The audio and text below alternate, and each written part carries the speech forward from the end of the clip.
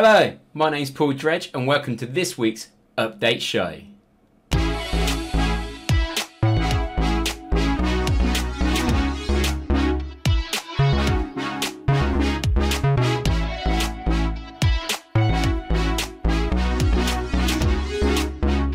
Hello and welcome along to week 3 of the Microsoft 365 Update Show. My name's Paul Dredge and I'm going to be taking you through the latest updates that I've seen and spotted in the past week. Microsoft is always very busy with its updates, and this week I'm bringing you updates from Microsoft Lists and Microsoft Teams. Microsoft Lists has announced a new update that's coming out shortly, which I got quite excited about because they're bringing out an update where you can create your own templates within the Lists application. Sounds like a brilliant move to me, and I thought straight away, brain twirling around thinking we can create these templates, we can use them in our departments, we can use them in our teams. It's going to be really good because we can create them and then other people can go off and use those templates without having to know how to create lists and do it all themselves. And it's going to be great for businesses to have these templated lists that can be used on a repeatable process. As I started reading through the update, my excitement sort of started up here and then slowly went down a little bit. And the reason behind that is because these templates can only be deployed by a SharePoint administrator. So it's great, we can start building these templates and having these templates, but then we're relying on our SharePoint administrators to deploy these templates, and they have to be deployed through Microsoft PowerShell.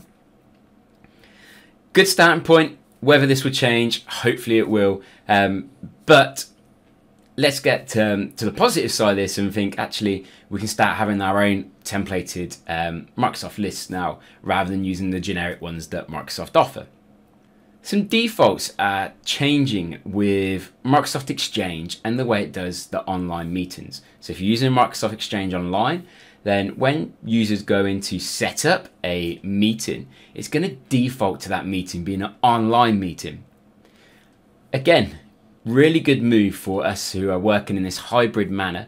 We don't have to think about, oh, I've got to make it a Teams meeting. I must click on the Teams meeting button, or Skype meeting if you are using Skype out there. Hopefully not many of you, because it does come end of life, the end of this month for Skype Online. But when we're in Outlook and we go to create a new meeting, it's going to default that meeting to an online meeting.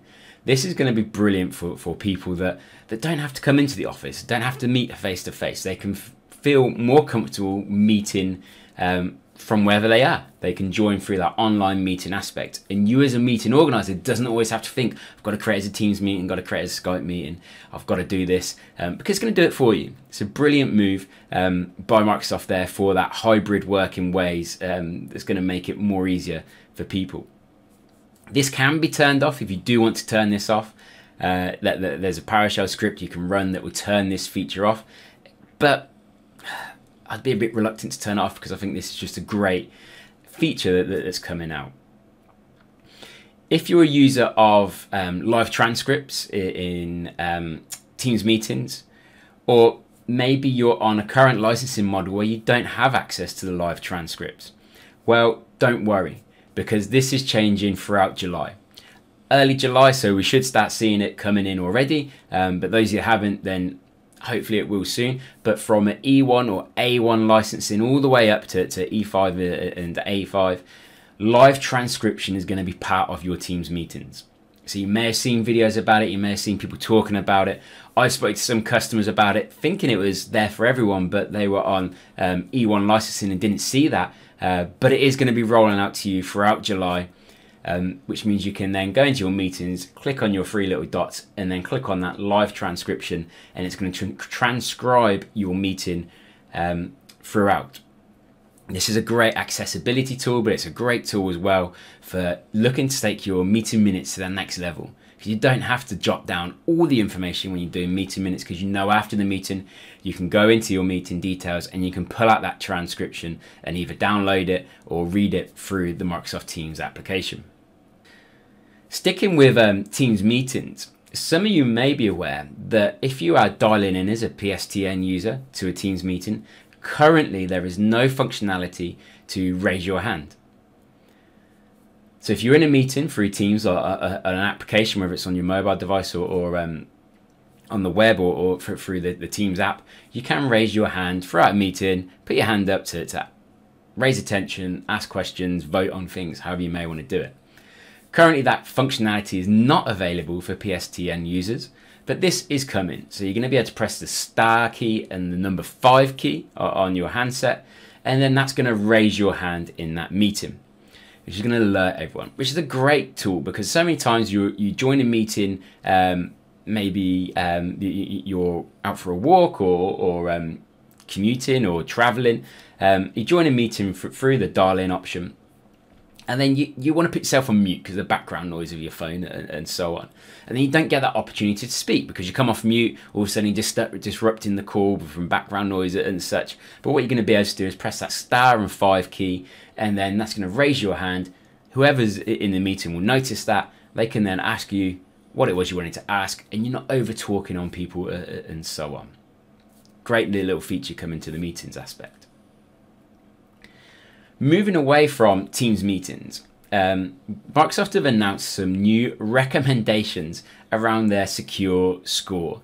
So these are, I guess, security recommendations, governance recommendations that Microsoft make that organizations out there should put into place. So there's 5 new ones. I was going to go through the 5 new ones. So the first one is restrict dial-in users from bypassing a meeting lobby. I tell organizations all the time that they should do that because if you're allowing dial-in users to bypass that lobby, then when you do set up a meeting lobby, they can just go straight through unless you do it on a meeting by meeting basis. Next one is limit external participants from having control in a Teams meeting. Again, something that should be on in your organization, because if you are presenting your screen, an external person does have the opportunity to click on take control, and if the person that's presenting doesn't realize what that means, they might accidentally click on allow, and then you've allowed that external person to take control of a device within your organization. Very, very good way of protecting yourselves is to limit that. So don't allow external participants to gain control through a Teams meeting. Another one is restrict anonymous users from starting Teams meetings. Again, if you're meeting in person, you wouldn't expect an anonymous person who you didn't know was turning up to the meeting to be sat in that meeting room with other people talking straight away. Looking at a virtual way of meeting, you wouldn't expect the same thing to happen using Microsoft Teams. So again, something I always recommend to turn off, and it's good to see that Microsoft are making those recommendations as well. Another one is require lobbies to be set up for Teams meetings. Nice little feature to have there because you might not want everyone to join the meeting, so make it so you require lobbies and people have to invite people into that meeting. And then the final one is configure which users are allowed to present in Teams meetings. So this means on a meeting by meeting basis, you have to say who are the presenters, who are the attendees, and who you're going to allow to present and so on. Something that is good to set up, but it does put a bit of onus back onto your users, because your users then have to be mindful that not everyone can present within a meeting, and they have to delegate who can present in that meeting. Just a bit of comms around it, awareness piece, but again, making sure that your meetings are secure. And it's nice to see Microsoft are changing that secure score and making their recommendations on those features. And then one final update I wanted to quickly talk about is a new simplified way of using Teams within education. So those of you that are education users will know that you use Teams, and Teams is exactly the same as whether you're in education or whether you're in a corporate business world of things. It's the same way of using it. When you go into your team, you still have your channels, you still have your tabs and so on. What is going to change though is that when you go into your team, it's going to separate some of those education specific tools away from your channels. So things like your assignments and so on are going to have their own little section underneath the team name, and then your channels will be underneath that. So if you're using that the grid view of Teams, got a bit confused then. I was thinking, was it list or is it grid? Which one is it?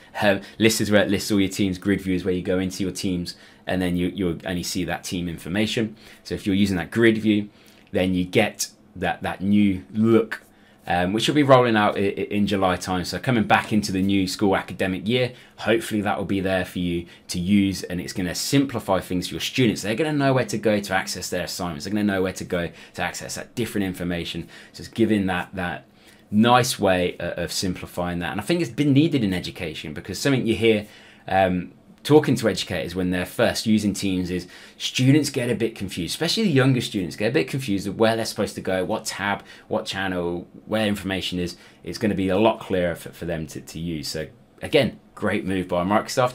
Maybe should have been done earlier, but it's there, and it should be there for us for that new academic year.